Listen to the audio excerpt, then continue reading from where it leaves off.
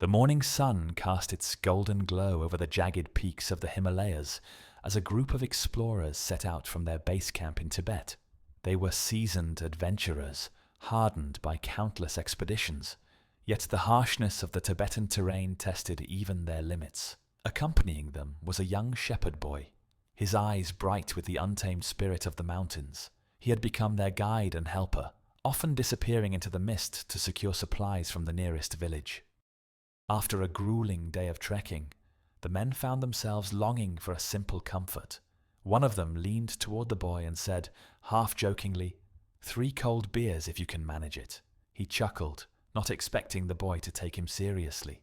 But without a word, the boy nodded and disappeared down the rocky trail. Hours passed, and as the mountain air grew colder, the men began to wonder if they had asked too much of him.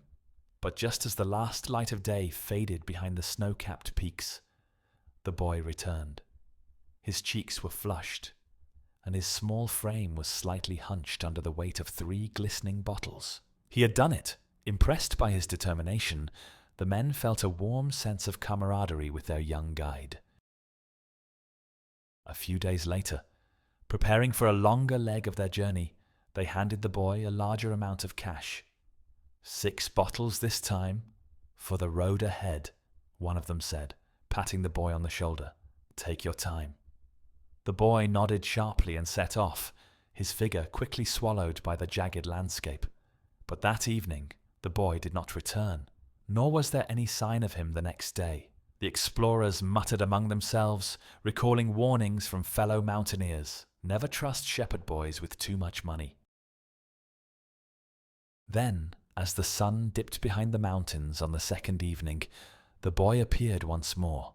His clothes were streaked with dust, and his breath came in short, sharp bursts as he climbed the final slope.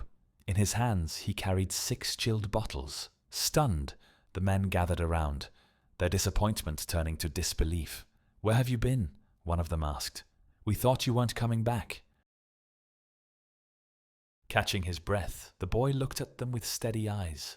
"The nearby village had only 3 bottles left," he explained, "so I walked to the next one, a day's journey each way, to bring you what you asked for.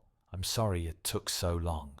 The men fell silent, their faces flushed not from the cold but from shame. They had doubted the boy who had braved 2 days through the unforgiving mountains just to keep a promise.